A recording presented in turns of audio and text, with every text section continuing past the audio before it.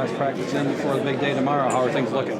I don't know. It's the track felt very low on grip this morning, so kind of rehearsed, just try to repeat the routine and run full tanks and see the out lap and the in lap, and mostly procedures more than anything.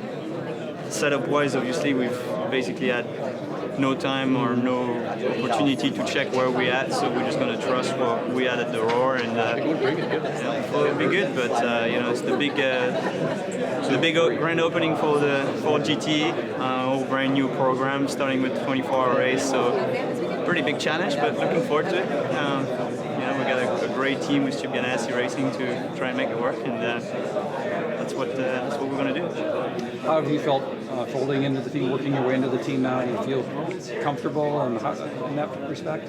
Yeah, I mean, Daytona is always a tricky track. It's low grip, not much downforce, because you try always to optimize the low drag package to the infield, which would need really a lot of downforce. So it's kind of a particular racetrack in that aspect, but I think so far we've been doing a decent job at just trying to adapt to the evolutions of the car, trying to see what the options are, and everything. It's everything's moving all the time. It's like it's what happens with all new programs like that. Every time you come back in the car, something's changed, procedure, feel, setup opportunities, and so on and so forth. So we've been investigating, trying to investigate as many options as we could, more than really optimizing everything so far. And it's part of the whole learning process, and we're just going to try and do the best we can. It's a very new program.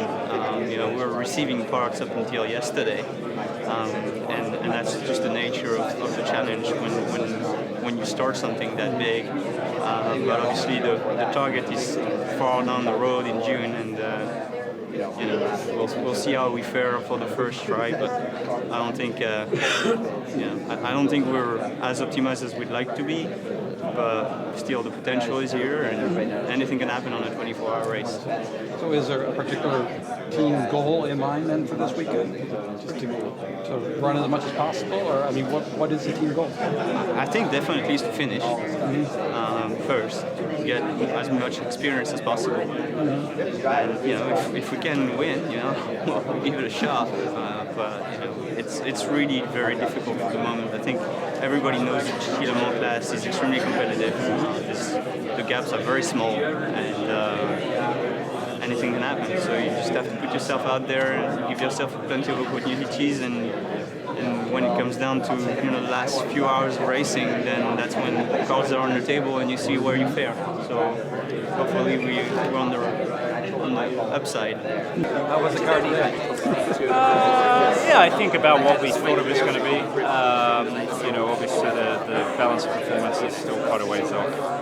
Maybe a little more broader now. I think 2.5 seconds to the quick P2s and some of the other cars out there. So we're going to have our work cut out, and we have to hope for probably a little bit of attrition on the P2 side of things, which in the past has definitely helped. But in the past we've also been a lot closer on straight out pace. So it's going to be a tough race, but obviously we've got a great team, and the car's pretty robust. You've known to be up for the challenge before. You have another one in front of you now. Yeah, it's definitely, as I said, it's going to be tough, but we're still going into the race thinking that we've got a great opportunity that we can win, and there's no point being all down and out on it. We've got to go in there with a positive mind and try and come out with the best results we can. What can you do now strategy-wise between now and tomorrow to try and close that gap?